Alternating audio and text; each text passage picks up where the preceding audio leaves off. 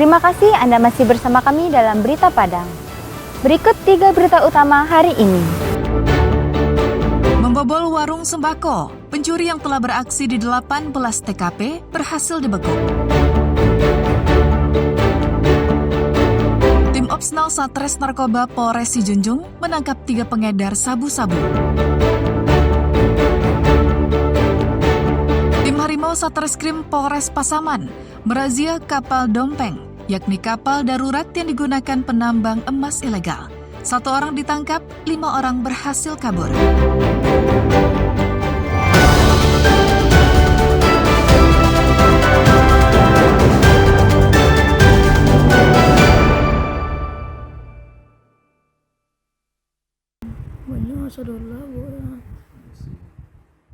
Aksi pencurian di sebuah warung sembako yang terletak di daerah Kuranji, pinggiran Kota Padang, terekam kamera pengawas pada tanggal 5 Agustus lalu.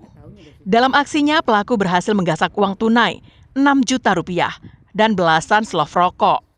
Dari hasil rekaman pengawas dan laporan korban, tim Klewang dari Satreskrim Polresta Padang berhasil mengidentifikasi dan mengendus keberadaan pelaku.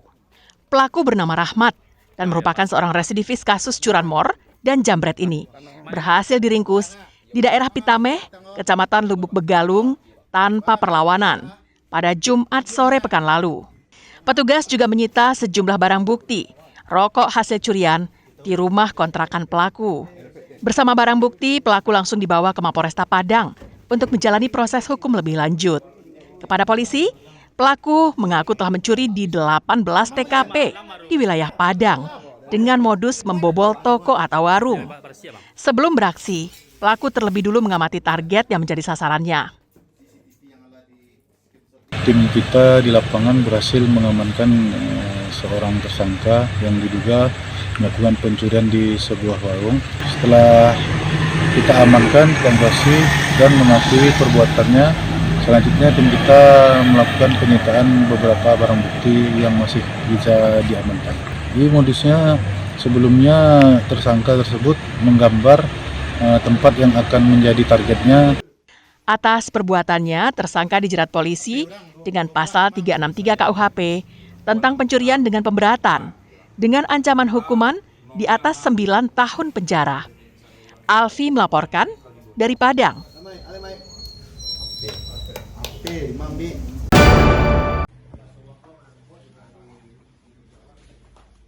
Tim Opsnal Satres Narkoba Polres Sijunjung menangkap 3 pemakai sekaligus pengedar sabu-sabu di Jorong Pale, Nagari Pematang Panjang, Sijunjung pada Jumat malam pekan lalu.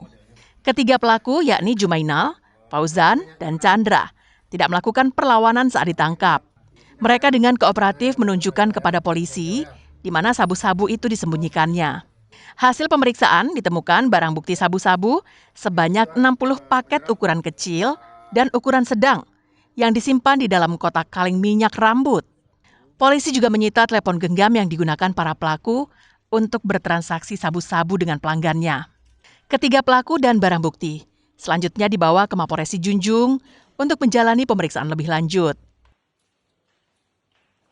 Telah mengamankan 3 orang yang diduga pelaku penyalahgunaan narkoba, saudara NL, AN, dan LT. Kemudian kami melakukan interogasi terhadap saudara NL dan kami langsung melakukan penggeledahan yang disaksikan oleh tokoh masyarakat, ketua pemuda dan Jorong, berhasil mengamankan yang diduga narkoba jenis sabu-sabu di dalam kotak minyak rambut sebanyak 60 paket. Atas perbuatannya, ketiga pelaku ini dijerat polisi dengan Undang-Undang Nomor 35 Tahun 2009 tentang narkotika dengan ancaman kurungan paling lama 20 tahun penjara.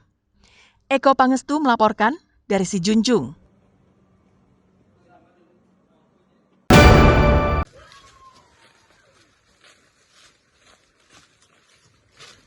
Tim Harimau Satreskrim Polres Pasaman melakukan razia tambang emas ilegal di aliran sungai Sibinail, Jorong 1, Nagari Padang Matinggi, Kecamatan Rau, Pasaman, pada Sabtu pekan lalu. Warga setempat dan para penambang menyebut kapal pencari emas yang mereka gunakan dengan istilah kapal dompeng, yang merujuk pada mesin penyedot air yang diproduksi Cina dan bernama Dongfeng. Polisi yang melihat 2 unit kapal pencari emas sedang beroperasi langsung melepaskan tembakan peringatan. Namun tembakan itu tak membuat para penambang menyerah. Mereka malah berhamburan lari tunggang langgang dan masuk ke hutan di pinggir sungai. Polisi kemudian melanjutkan razia ke lokasi berikutnya dan menemukan sebuah kapal pencari emas. Seorang penambang emas ilegal yang bernama Haryadi dan asal Lombok berhasil ditangkap. Dari Haryadi diperoleh informasi bahwa pemilik kapal bernama Amrizal yang tinggal di Jorong 1 Padang Matinggi, Kecamatan Rao. Saat polisi menyambangi rumahnya, Amrizal sudah duluan kabur.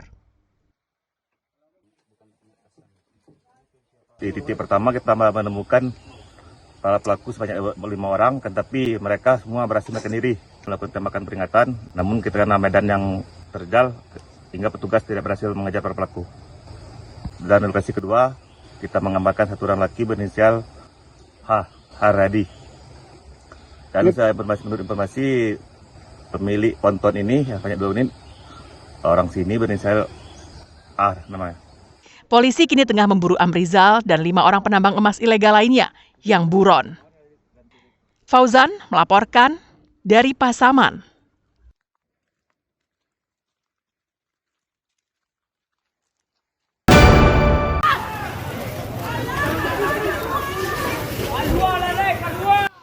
Kebakaran hebat melanda puluhan toko di Pasar Silungkang, Sawah Lunto pada Sabtu dini hari pekan lalu.